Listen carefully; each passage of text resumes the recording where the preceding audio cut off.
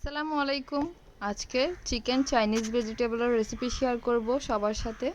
তাই এর জন্য প্রথমেই একটি হাঁড়িতে তেল গরম করে এর মধ্যে এলাচ, লবঙ্গ হালকা ভেজে নিয়ে এর মধ্যে আদা রসুন গ্রেট করে দিয়ে দিয়েছি।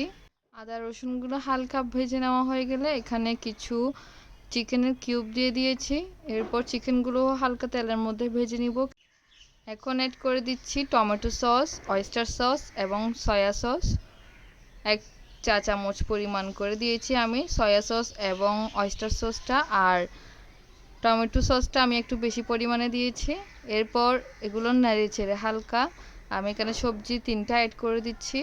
বরবটি, গাজর আর পেঁপে আগে দিয়ে দিয়েছি কারণ এগুলো একটু কুক হতে সময় লাগে। এরপর আমি ঢাকনা দিয়ে কিছুক্ষণ রান্না করে নেওয়ার পর এখানে আলুগুলোও দিয়ে দিয়েছি। এরপর কয়েকটা কাঁচামরিচ অ্যাড করেছি। এখন স্বাদ মতো লবণ দিয়ে দিচ্ছি। এরপর দিয়ে দিব এখানে ব্ল্যাক পেপার, আপনারা চাইলে হোয়াইট পেপারও ইউজ করতে পারেন। আমার হাতের কাছে যেটা ছিল সেটা ইউজ করেছি। এরপর এখানে ম্যাজিক মশলা দিয়ে দিচ্ছি। স্বাদে ম্যাজিক মশলা আমি 2টা ইউজ করেছি। এখন সবগুলো সবজিকে মশলার সাথে ভালো করে মিশিয়ে নিয়ে এখানে 1 কাপ পরিমাণ পানি দিয়ে দিচ্ছি যাতে করে সবজিগুলো সুন্দর করে সিদ্ধ হয়ে যায়। এরপর ঢাকনা দিয়ে কিছুক্ষণ রান্না করে নিব।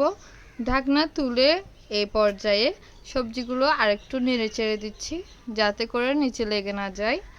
আর এরপর দেখে নিচ্ছি সবজিটা কতটুকু কুক হয়েছে।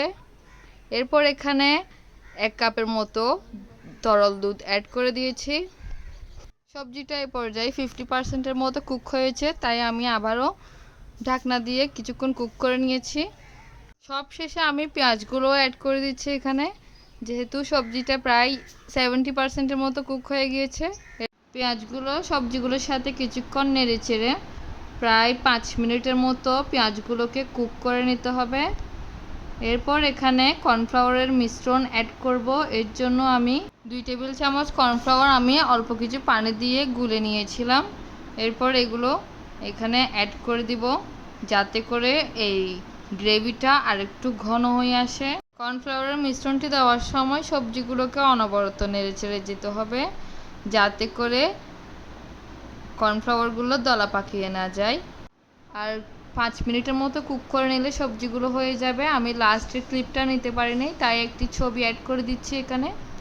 রেসিপিটি কেমন লেগেছে অবশ্যই কমেন্ট করে জানাবেন। আল্লাহ হাফেজ সবাইকে।